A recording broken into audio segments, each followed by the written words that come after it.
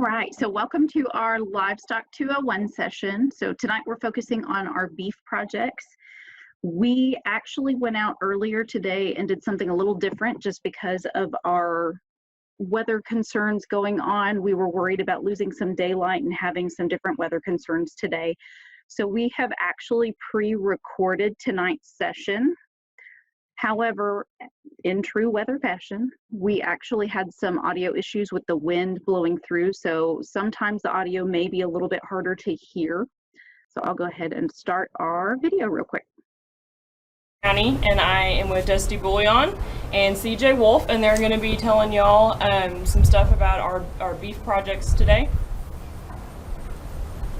Thank you, Geri, for having us today. So just to kind of give you an overview of what we're going to go over, I think this is the 201 series, so we'll go a little bit farther than we did last month when we did our last session. We'll get into some hair care, daily hair care, whether it's haired cattle, non-haired cattle. We'll get into some different things you need to look at as far as the health of your heifers, such as sicknesses, hoof trimming, that kind of stuff. And then we'll end it up on a little bit of showmanship. And if you have any questions in between, you can chime in and ask us. I know we're doing this early now, but I'll be on the call later this afternoon to answer any other questions. So with that, I'll turn it over to CJ and let him start talking about daily hair care on what he kind of recommends. Thank you, Dusty. First of all, thank y'all for having me out here today. Really appreciate it. We're going to talk to you, like you said, some hair care do's and don'ts, and some pros and cons, and why we do it. We have mostly hair cattle. It's not just about taking care of the cow's hair. It's about getting out there and working with your animal. That's with short hair, for long hair, key, whatever you may have, getting out there and spending the time with your animal every day is one of the biggest and most important parts of what you're doing to me, and just getting out there working with your animal. With that being said, I think you need to also understand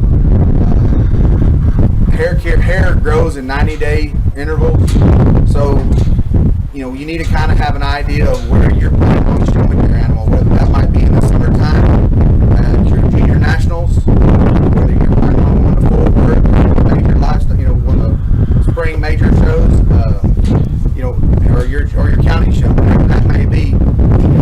Getting out there and working with your animal every day is important, but when you start trying to really grow your hair, you want to have that in mind and knowing that you need to have that old hair out where you can grow your new hair for a 90-day interval.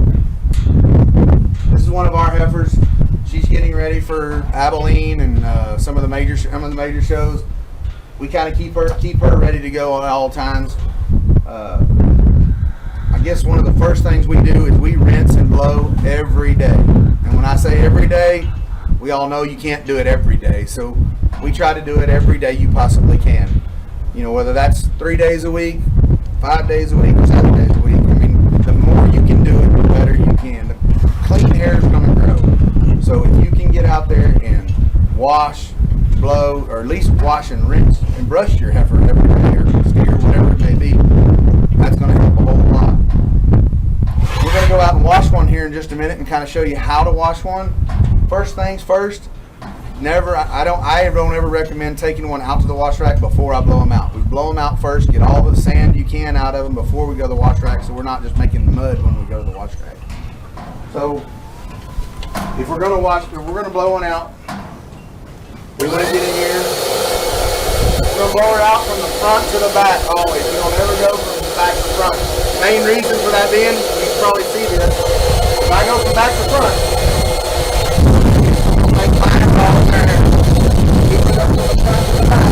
We're always blowing hair back over. We're going to blow her all the way out. Always blow her out. Get all that dirt and grime and junk out of them before we go to the wash rack. Now, if you want to go to the wash rack real quick, we can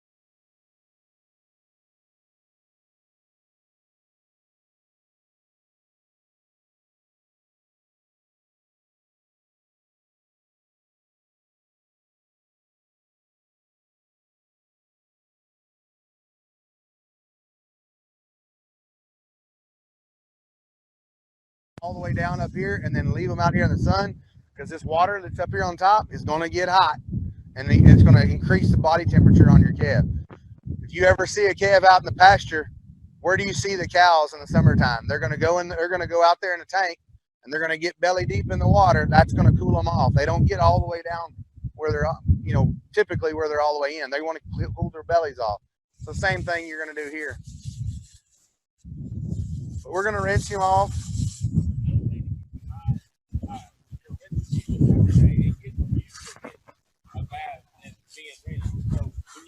So you don't want that to be the first time that calf's ever seen water. I don't know how many times I've been to a show, and you can ask people that you can probably agree with me.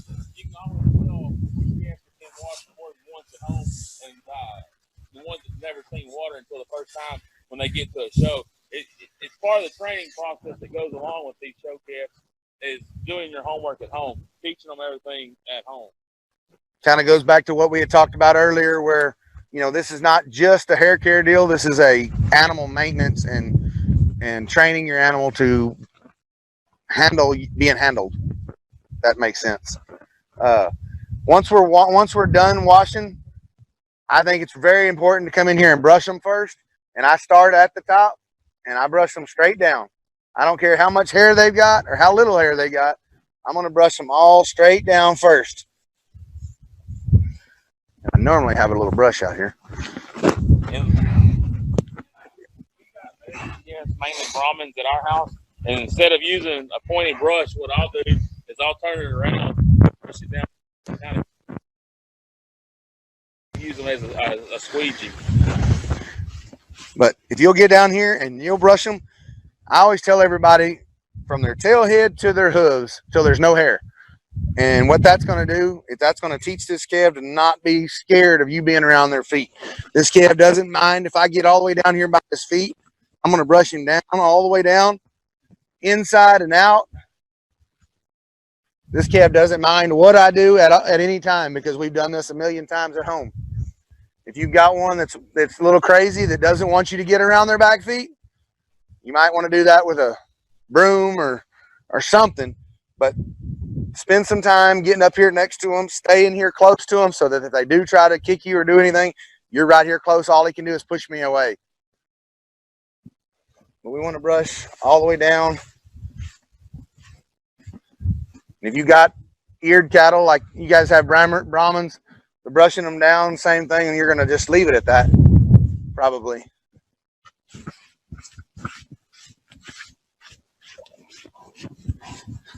We've brushed him down.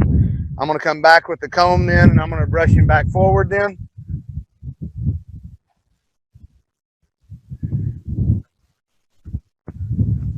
Get all the way in one direction. The important part is you're trying to get that hair train to go one way. Once we do that, we're ready to go back in, and now we can blow them out. Start at the front to the back, same way we did when we blew them out, when we blew the dirt out of them. What do you recommend as far as actual shampoo? I mean, as far as how many times do you shampoo each week, or do you do that every day? That's a good point. I try to rinse cattle. I said in there before, we try to rinse them every day. We try to at least rinse them every day. We use shampoo 2 to 3 times a week. You don't want to do that every day because you'll dry their skin out. But we use a lot of conditioner products so if we do wash them with soap, I go back and I put the conditioner on them after we wash and blow and whatnot, to try to put some oil and whatnot substance back into their hair and skin. I use mane and tail, or just a veteran bath wash. Really doesn't matter what you use. I think you should use something that's made for cattle. There's a lot of people that use Dawn dish soap or whatnot. Dawn dish soap, if you've ever washed very many dishes, it's going to dry your hands out. The same thing to the calves. I want to use something that's made for them to help that skin and help that hair. You can use human hair care products, shampoo and stuff. I've heard of a lot of people using that. Cattle stuff for cattle. But I think you use whatever you can get on them and get them clean. The Americans especially in the summertime, just to cool them off more than anything every day, like you said. But we try to use shampoo once a week. It's kind of our Sunday ritual. Sunday afternoon, that's what we do. We do a good cleaning in the barn, and then all our calves get shampoo. Sullivan's makes a product called Rejuvenate. It works good. That's a really good product. I know that a lot of people use that. We use that. It just seems to work. It doesn't take the oil out of the Brahman influenced cattle. It kind of conditions that hide a little bit, so that's what works for us. Mm-hmm. I think if you're gonna, you probably have to do that a little bit more. Like I said, we do two or three times with the haired cattle, just because like we said, clean hair is going to grow. Dirty hair is not going to grow. The more you can keep that dirt and grime out of them, the better. You just have to know that you are going to dry. When you use soap, you're going to dry them out. And you have to put some conditioner back in them. I think we're ready to go back in the barn and go over blow drying and other daily hair care techniques.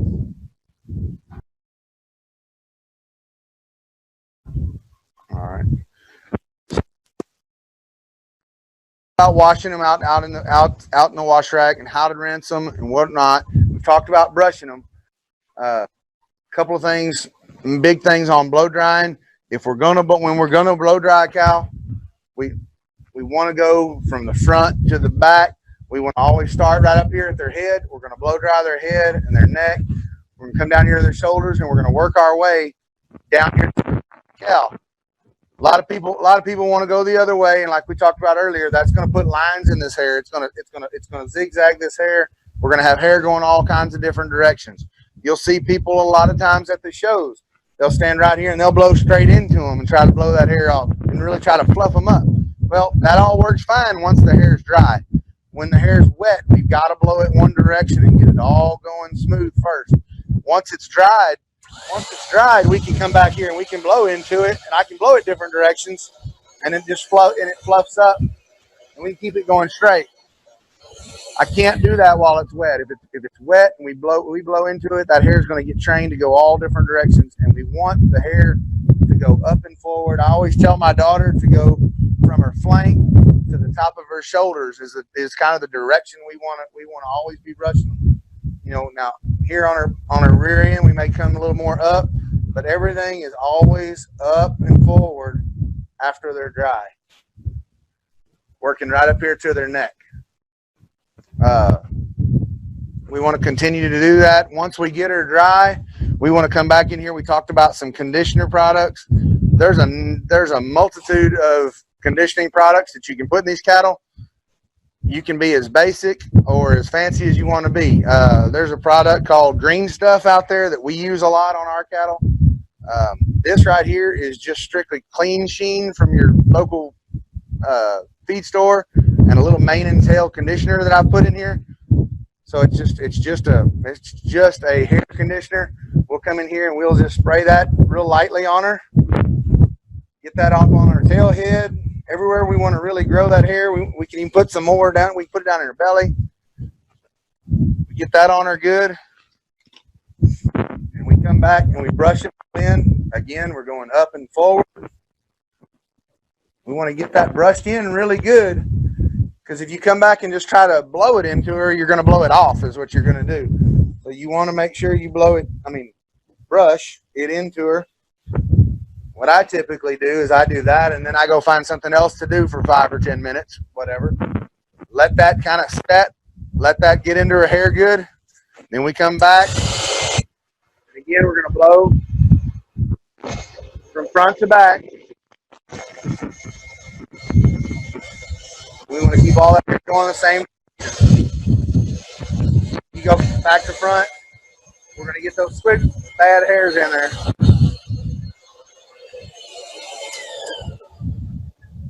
I typically try to blow dry our cattle. If we're going to rinse them, I always try to blow them out. Some of the main reasons for that, if you leave them wet, you can create, especially in the summertime, summertime, you're going to get a fungus growing on them. Them cattle need to be dried off so that skin can dry out some. There's also a product called Double Dip out there. It has some vinegar in it. I've even added some vinegar to these mixtures sometimes. The vinegar will help deter some of that fungus growth. I don't know, do you see that some on your cattle as well? When I was in high school, we had some parents show steers. I'd actually on the wash rack mix a little bit of maybe double cap full of vinegar in the water in a bucket and then splash it on. And a splash on them, yeah. So, I know a lot of people that do it that way. They put it in a bucket and actually make them like a kind of a dip that they pour on them in the wash rack. That works great as well. That gets down there in their hide. Let that sit on them for a little while. That's kind of the whole deal of all of that is to let it get in there and get soaked into their hide. CJ, while we're talking about, the double dip and some of the fungus stuff, let's say you go to the show, when you bring your cattle home, do you do anything different as far as treating them for funguses or ringworms or anything like that when you get back home? We do. We use any kind of a insecticide to get rid of lice. Lice is something you'll pick up at shows a lot. We use a product called Silence or what's the pour on? I'm drawing a blank. But silence anything really. I mean, just anything to make sure that you're not bringing home any bugs with you. We keep our barn sprayed out as well. I use some different insecticides in here to try to keep flies down, to keep lice and bugs and stuff.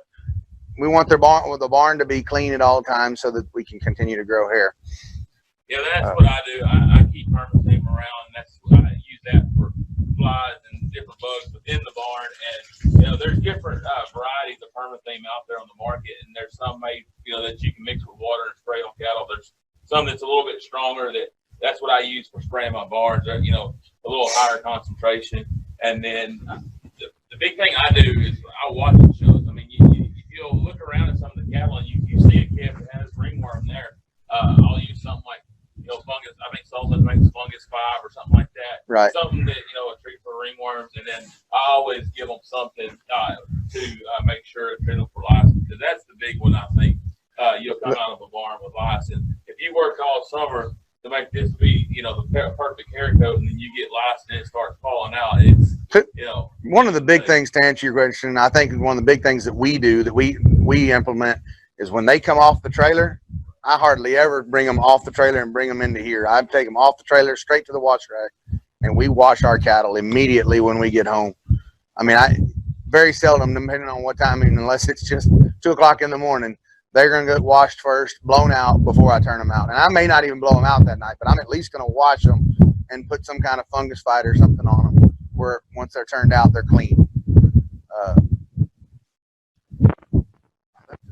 Pretty much our deal on the hair care. I think washing them regularly, brushing them regularly.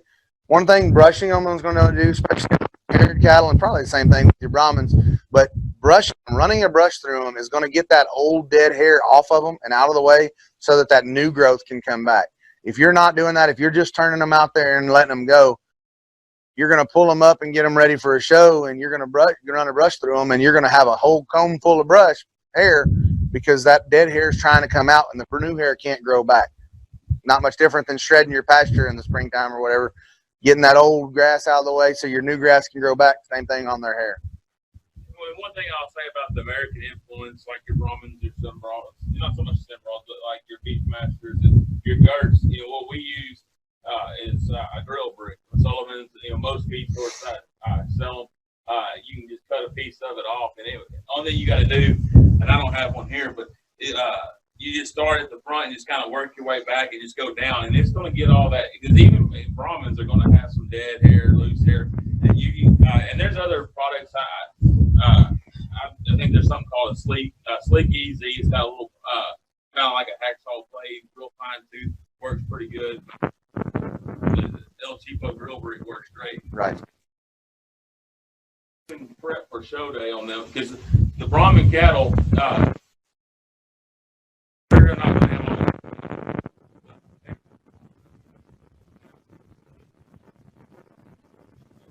You'll get on like Brahmin cattle on the humps, you'll have higher on the hump, you'll have some hair on there. So if you run a drill brick over that every day, you're gradually going to work that excess hair off of there. That way, when it comes show day, you load up in the trailer, you go to the show, and you're ready to go. You don't have to go in there and lift a bunch and stuff like that. So, and my biggest thing is, I tell my kids, her heifer a couple weeks ago. And every day after she gets home from daycare, I give her a brush and a grill brick. And that's her job, is to go in that pen and just brush on it. Because when you're brushing and working with these animals, that's where you're making that bond. That's why once you make that bond with that animal and you bond it together, it's going to be the hard work's over after that, I think. I mean, that's right. You go to the show ring and you bond it with that animal, y'all are going to go out there, y'all are going to do fine, and you'll be in the top end of the showmanship clinics. And that's the biggest thing with these show animals. You can't just come out here, dump some feed, run and go play video games. You got to work with them and build that bond. And that's the biggest thing I instill in my kids at home, is build that bond. I don't know if you've ever been to some of these shows. You'll go to some of these shows and there'll be kids laying in the stalls with their calves. And, some people go, oh my God, that's just the craziest thing ever. But they do that at home too. I mean, them cats are used to it. You can tell them kids have bonded with them animals, and they're just kind of almost like puppy dogs. You can drag them wherever. So that's the big thing that I like to instill, is make sure you have that bond, with, the kid and the animal. I think we're both saying the same thing, a lot of the same things. You'll notice probably that there's a lot of repetitive things that we're saying here, and that's it. I mean, it's really nothing. There's nothing scientific about what we do here. There's nothing. I mean, you can get as, like I said before, you can get as fancy or as basic as you want, but it doesn't cost very much money to spend time with them. That doesn't cost you any money. You can go spend a lot of money and buy a lot of fancy stuff and have a really nice fancy show barn and have all of that stuff and not spend the time with them, and you're not going to do very well. You can have a very basic barn, a little pen out there, and spend a ton of time out there with them and not buy a single product that we've talked about. And you're going to go out and have a good time with your animal. You're going to be able to go to the shows and feel like you're competitive and you're enjoying the time that you're spent there because of the time you spent with them at home. There's no replacement for the time that you spend with them. And I think it's just amazing to me how many times you can go to these shows and, you can tell the kids that have bonded and worked with their animal at home, and they go out and they win a showmanship deal. And that's like winning a grand champion, Pole Harper or whatever, because they've worked with them, they've got that bond with them. And so, not everybody can go out at $10,000 heifer or, to be competitive in Houston. But you know what? You spend time with them at home and do your homework, and you go and showmanship. That's a big thing to me. I mean, we go to a show, my kids are going to enter the showmanship. That's part of it.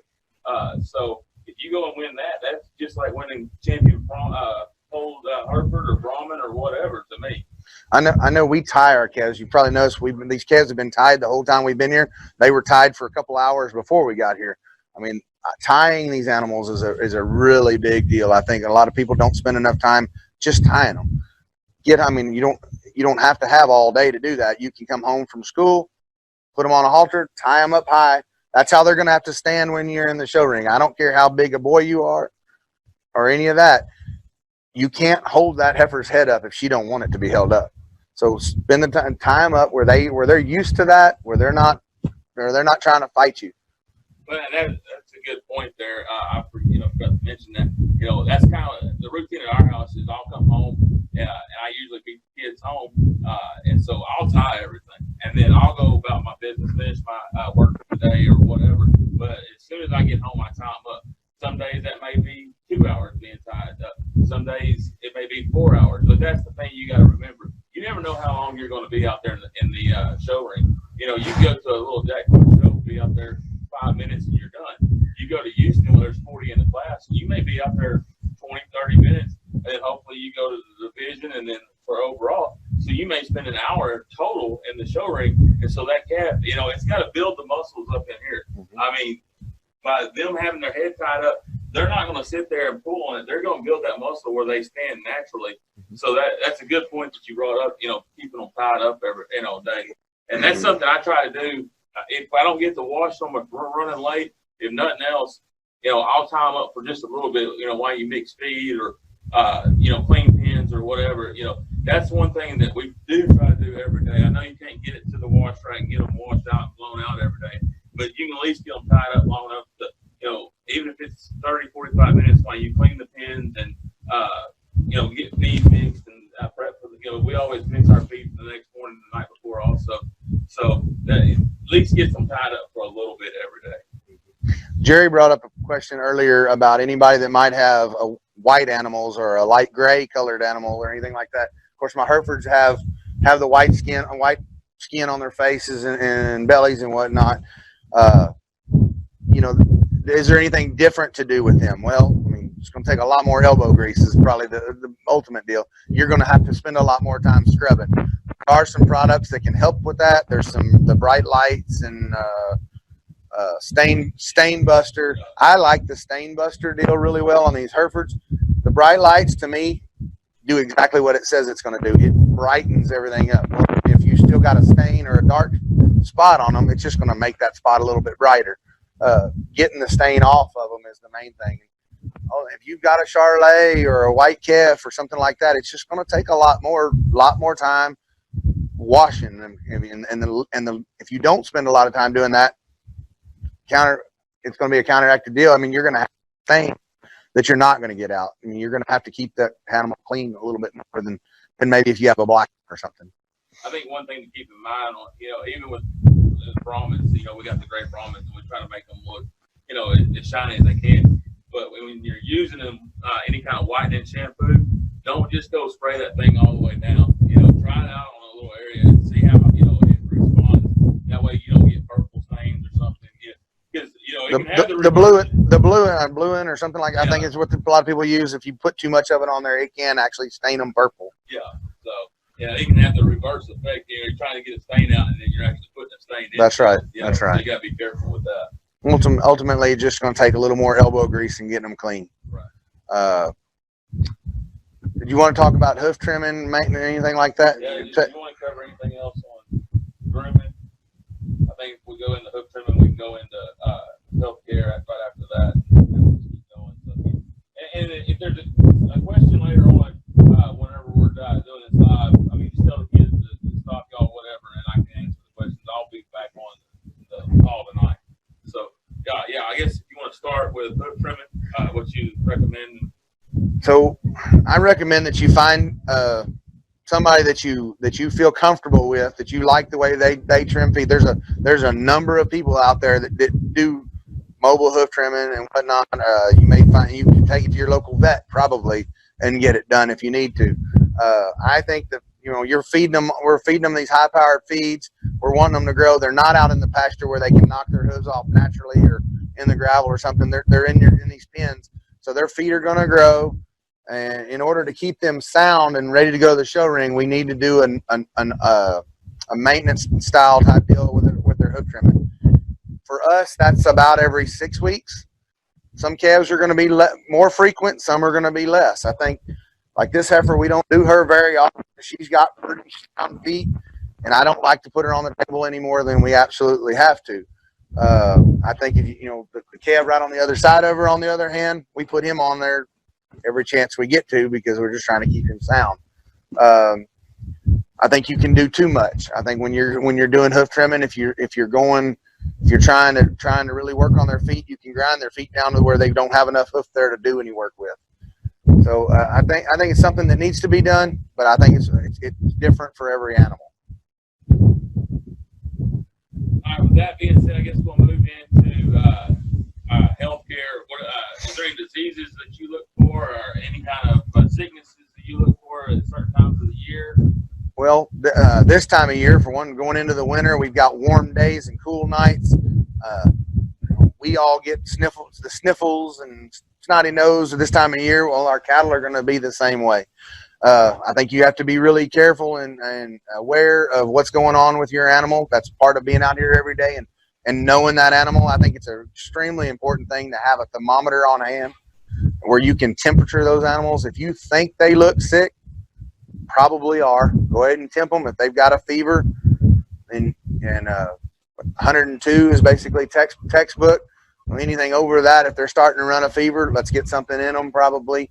There's a number of drugs, just plain old penicillin a lot of times will knock out whatever you may have, and that's a fairly cheap product that you can go get at your feed store.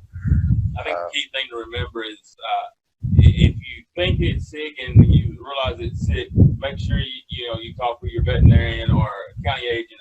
That's right. Whoever. I mean, especially if you haven't been around and don't know a lot about the different products out there that, you know, treat, you know, 'cause there's a lot of products. You can go to the feed store and there's a lot of products and, you know, and antibiotics and stuff, but you want to make sure if you got something respiratory, you know, it's, you know, treating a respiratory sickness. If you got something that's bacterial, you want to, you know, the right product. So, and the key thing is just keep an eye on your heifer, your steer, whatever it is. You know, it's just kind of like us. I mean, you know, you can tell when someone doesn't feel good. They just kind of look puny. A big thing I watch for is feed consumption. If a calf goes off feed, I mean, something's making them go off feed. They're either upset stomach, you know, they don't feel especially good. if it's more than one day in a row. I mean, Yeah. Sometimes this time of year with the weather changing, our cattle may or may not eat really good one day. I don't usually let that bother me too much until it happens the next day. Now, you know, if it happens 2 feedings in a row or the next day or 2 days in a row, yeah, we need to figure out what's going on. Something's wrong. They're not feeling good. Something's not right. And then, you know, just some other things, you know, watch out, you know, runny, you know, not so much runny eyes, but you get the matting around the eyes, you know, snot coming out of his nose, you know, breathing heavy. I mean, there's a lot of things this, you know, and that, you know, comes right back to what we've been saying. You know, spend time, you know what your calf is going to act like, what your calf's going to look like. And so if something's out of the norm, you need to make sure that, you know, you figure out what's going on, because, you know, the big thing with show animals, you're wanting them to be converting every day, to be their best on show day. If they're not feeling well, they're not converting. So that's the main thing, is just keep them feeling good, you know, year round. Consistent feed programs is something. I mean, I don't know that we hadn't really talked about that, but a consistent feed program kind of goes towards that. I mean, we feed every one of these animals on a halter in here in their own bucket. They don't get fed in a trough by them with 14 other ones. They get fed by themselves, so that I know what each one of these animals is consuming each feeding. I think that's extremely important if you're going to show at any level. I don't care what it is, whether it's a county show or major show or your national junior shows or whatever. I think knowing exactly what that animal's consuming every day is extremely important for your ability to go ahead and do well, and for their ability for us to know what's happening with them. That's a good thing, a good point. You know, when you're tying them up every day to feeding them, you're getting them used to eating tied. And when you go to the show, it's just like being at home. I'll be honest with you, we tie in the afternoons, in the mornings we don't tie, but each one of our calves has a different stall. So, I mean, I know exactly what that calf's eating. So that's the main thing. You don't want to throw all of them together, because this heifer may need a little bit different feed ration than that heifer over there or that steer. So you don't want to just go out there and pour a sack of feed to everything, because there's going to be a bully in there that's going to get more feed, and the next thing you know, right, you got a heifer that's too fat, and then you're going, oh, what are we going to do to get that fat back off? So, like you said, a consistent feed ration and a consistent plan on how you do it and training them is the main thing you need to remember.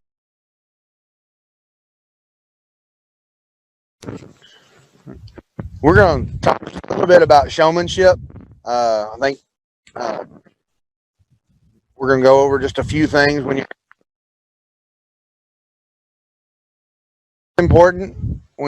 you're talking about exhibiting your animal. And I think that there's a large area there that we could cover, but we're going to try to keep it pretty. And I think keeping it basic sometimes can be the best thing we can do for showmanship. I think you can get way ahead of yourself and try to do too much sometimes. Ultimately, showmanship for me is making your animal the best that you can make your animal look.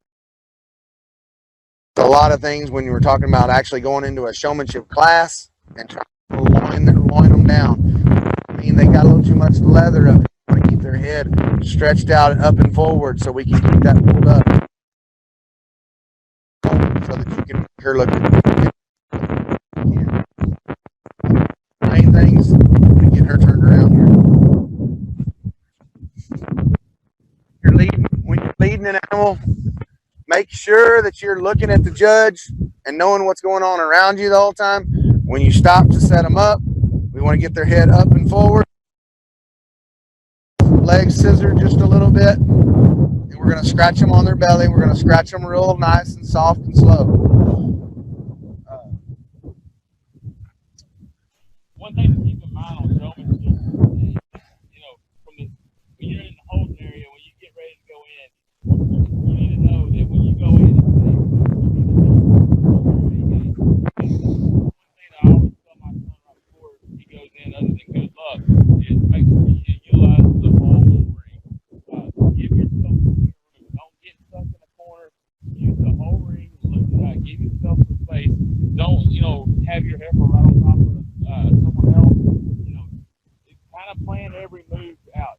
You're going to walk in, you're going to use the whole ring, you're going to watch the judge, you're going to know where you're going to stop. And Hagen, when he does it, my son, he's actually going to turn and kind of stop and try to walk that heifer into place. And I bet you can show us, CJ, what I'm talking about.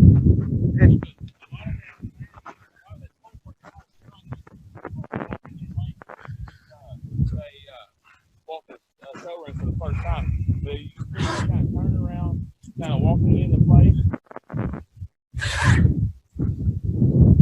and then you move the show stick and you on point. One thing that I always judge, make sure you use the whole ring and set it up to the top. You go to these big shows, whether it's 30, 40, 50 in a class, you want that when that judge comes by. That may be the only look you get, because in some of these bigger shows where they're pissing you out and stuff, everything you gotta make, they're gonna be making a split-second decision. It's either you're in or you're out. So you don't want to spend a lot of time sitting down there jabbing on one, poking on one. Less is more is what I tell Hagen. Agreed. The less time you spend poking on them feet and everything else, the better off you are. Get her in.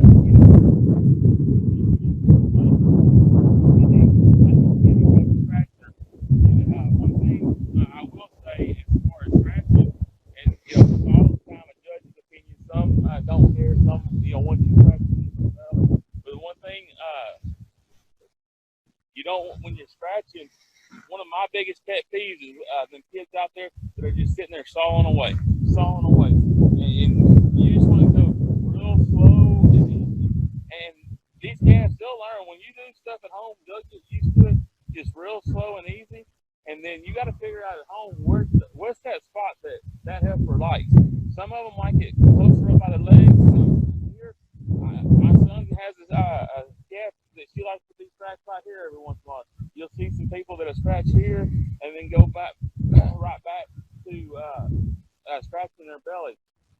Another thing to keep in mind, whenever you get that one look, when the judge is coming by, you don't want to use your body to cover up that animal. So if the judge is walking by, CJ's going to step out and let me see both sides. That way I can look straight down and see both sides. Once I get past, he's going to step back to the side where I can get the best full view of the animal.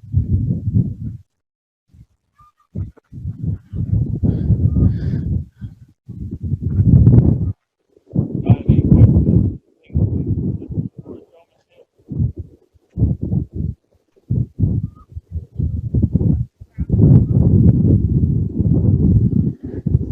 So being aware, the question is how do you handle a rowdy animal next to you? If I've got my animal in here, everything's going smooth, and the next one next to me doesn't want to be there. Well, that is a major problem at times. To me, the biggest thing is, like we talked about at the very beginning, is being very aware of what's going on around you. So once you're in the ring and if you're set up, be paying attention to that as we're going. You'll figure that out even before you go in the ring, who that person is. If I'm set up right here, ultimately, like I talked about beginning, the biggest thing with showmanship is making your animal look the best you can, right? So I tell my daughter all the time, if you've got one of that rowdy animal next to you, get away from them. I mean, if you can. I mean, if you can pull out, and if you have to go to a different spot before, of course, before you're placed. If you're placed, it's already done. But before you've placed, pull out, get into a different spot if you have to, or pull up, get away from them. Do whatever you can to get away from that problem. Well, and that goes back to what I was talking about on space. Make sure you leave space, especially whenever you're on the head to tail side profile. You leave some space, if you got one that's being a pain, you can kind of circle out and then, you know, go back or forward. Where, same way on the butt profile, if you got one that's being 50 on the side, what I'll tell Hagen to do is pull out and then come back in, but get closer to the next one over just to give you a little bit of room. And sometimes it helps, sometimes it won't. But, you know, you just gotta, you know, you're going to have some situations. You just gotta, you know, the big thing that I would say is stay calm. Stay calm. These cattle feed off of you, and they're going to feed off of that one there. So if it's already getting, you got a calf getting rowdy, and then you panic, then it's just going to be a downhill swirl. So be calm, be confident. You know, you've done your homework at home. You know what your calf can do. So just get it done and just be calm. Because if you be calm, it's going to calm your effort down, and then you'll be able to work through it. Agreed. Homework is a big thing, though. Like we're talking about, do what we're talking about right here at home. Don't wait till you get to the show to do it. You need to make sure that when you find you a spot, and I typically would, we're doing this in this heifer's pen right now. Normally I would say go somewhere else. Don't work with them in the same pen that they're used to being in. Get them outside of their comfort zone at your house before you go to the show. Set them up somewhere else where they're not comfortable, and that way when you get to the show, they're going to be comfortable with you. And that's the key thing to remember. Good point, CJ. As far as walking, you know, you want to walk them every day and walk them wherever. I mean, you don't be restricted to that pen. You know, walk them to the mailbox, or, you know, if you live in the country, you can do that. You know, I wouldn't do that in the city. One thing, like Hagen, I know one thing he does, he walks his heifer to the deer feeder to check the deer feeder. You know, we're lucky enough to have a deer feeder close by that he can walk down there, gives him a chance to go check his deer feeder, and his calf gets walked. The thing is, when you're walking these calves in different places and getting them used to different things, that's going to help you at the show. Because believe me, when you think you've seen it all happen at a show, something else is going to happen. And so the more things that you can expose these calves to, walking in different pens, different places, that kind of stuff, the better off you'll be in the long run.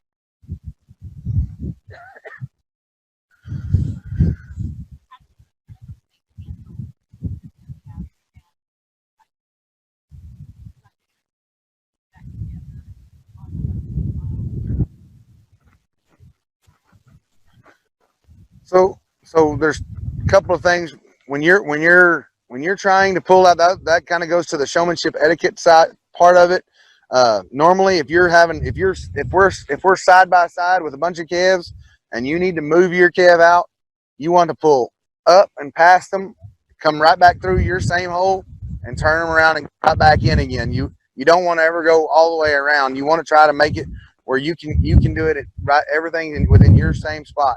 You're basically going to figure eight, you know, come up, figure eight, back out, and then come back in. That's right. And it goes right back to what I said earlier about space. Whenever you're at Houston or wherever so you are, when you're on the butt profile, yeah, you're probably going to be up against the wall. So whenever you come in here, don't put yourself right on the wall against it. You want to make sure you leave space between the fence and your calf. For one, gives your judge a spot to walk through and look at your calf. And for two, it gives you that area where you can pull up, go back into that same spot, go out, circle back in, and come right back into place. And if we're talking head to tail, you got to take a big white. You'll see kids a lot of times they'll take a calf out and they'll try to spin them around on a dime. Well, this is a large animal. She's not going to be able to just spin around and be right back in place right here. You need to take a big circle. And when I'm trying to come right back in, if I'm going to set my heifer up in front of this one, I need to make a big circle and come right in alongside of her so that I can be right back in line again. If I come in from out in front of her and try to come right back in and be set up, I'm never going to get my animal turned sideways again. Yeah, and on that deal, when we're talking about keeping or getting back in line, make sure you pay attention because you want to be in line with the first person in line. So you don't want to get out of line because that's just going to hurt you in showmanship. So make sure that you get in line, but not just in line with the heifer in front of you, but you may have 6 heifers in front of you. You need to make sure because that first person is the starting point, and then everybody should draw a straight line back to that. And I don't know how many times I've seen kids get once team. one gets out of place, now everybody's out of place, Right. and it's not only a showmanship problem; it creates a problem. Make sure you're in line. Make sure you're following the one in front of you. Now, if you are the first one in the line, hopefully you have a ring steward in there that's telling you where to go. If not, all I can tell you is what I tell my daughter is go up there before the show and know how that judge is judging prior to you going into the ring. You don't. That's a good point you make, CJ. That's what a lot of times I'll tell Hagen whenever he gets out.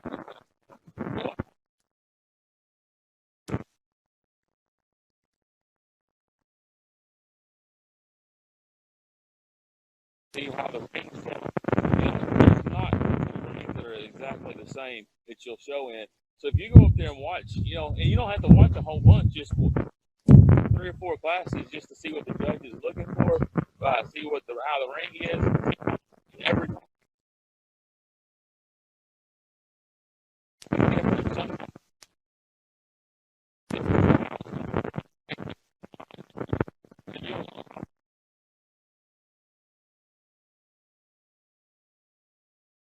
there's a judge.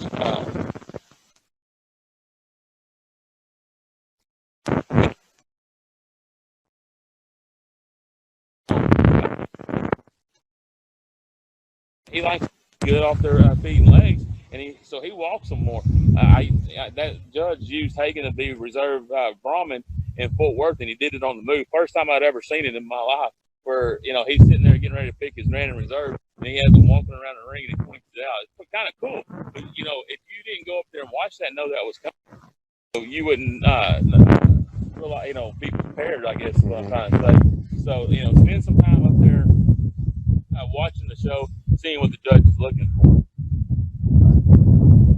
You want to touch a little bit as far as showmanship on what kind of questions the judge may ask. Some judges ask questions, some don't. Some say it'll kill you, some say they don't. To me, I like whoever can show the best out there, but there's going to be some showmanship content. Some of the big ones for me is like I said, but starting this deal off, is understand your animal, know your animal, know what you feed your animal, know how much your animal weighs, what their age is, know the basic ins and outs of your animal. If it's a heifer, you're going to want to know how old she is. You want to know if she's an older heifer. You're going to know whether she's bred or not, when she's going to calve, what she may be bred to. Those are some really important questions to me. Know your faults in your animal. I think those are the questions that I've heard before, that I've asked before in showmanships, that I think are extremely important. That being said, there's a lot of judges that ask some off-the-wall questions, and I don't know how you can really prepare for that sometimes. I would say, as far as just to go a little bit farther on what the questions that you were talking about, yeah, you need to know stuff like the name, your age, and that stuff. But everybody's going to know their heifer's name, Daisy, or whatever the barn name is. And one thing, that I've noticed, and when I've taught Hagen, is if a judge comes up and says, "What's your heifer's name?" Well, let's be better than the person beside us. Yeah, that heifer at home is known to us as Pearl. But whenever that judge asks what that name is, that's going to be... that's a registered name. Yeah, it's going to be the registered name, which is going to be Lady H. Rojo, Pearl 130, 3/7. And my son can rattle it off, but I can't. But you're going to know that registered name. If the judge asks, "What are you feeding it?" don't say show heifer feed. Know what, Know how many pounds. How many pounds, morning and night, and then what it is. Yep. Purina, full range, full control, producers, whatever your feed is, know what it is. Because we all know they're getting show heifer feed or show steer feed. What kind is it? And then I always end that question with free choice of hay if you're doing it, and clean fresh water. Yes, extremely important. That's extremely important to get clean fresh water every day. So that's just some little extras that you can, don't just say one word. If the judge is asking you a question, they're wanting you to answer it with a full answer, not just, my heifer's 20 months old or whatever. So, and one thing that I've noticed seems to work, if a judge says, "What's wrong with your heifer?" and start it with a positive and end it with a negative and a positive.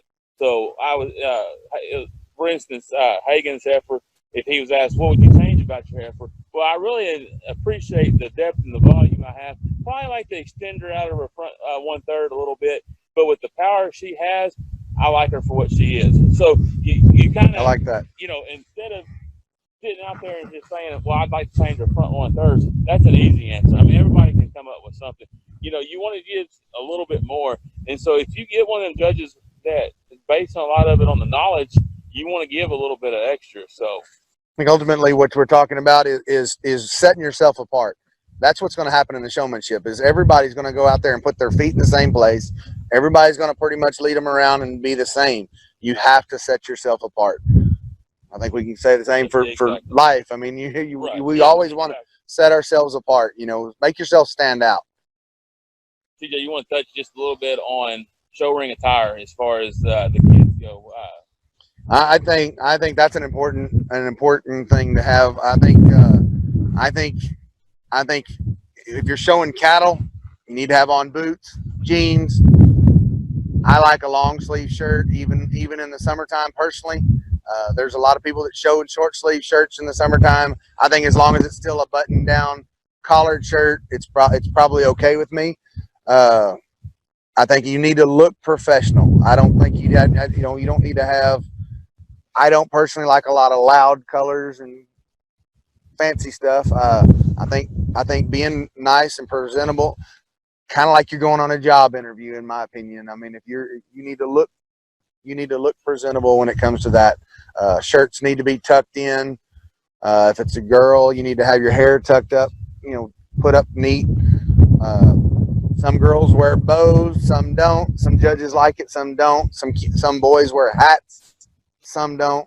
Some judges like it, some don't. I think that's all but amount of personal preference. Yeah, I think when you start getting into the main thing is nice, apparel. Like if you were going to a job interview, you know, boys, they need to be in jeans with no stains, no holes, closed-toed shoes. You know, Hagen, he'll show in boots. I'm not opposed to them wearing some kind of chukka or something. You know, since they got that nowadays. You don't want to be out there in tennis shoes or anything like that. No t-shirts. You know, you want to. Hagen. You know, he hates it in the summertime. No ball caps. He will always be in a long sleeve shirt. You know, no matter if where he's showing at, he will always be in a long sleeve shirt, button down. And then after that, you know, boys. After that, you know, if they wear a vest, I think that's personal preference.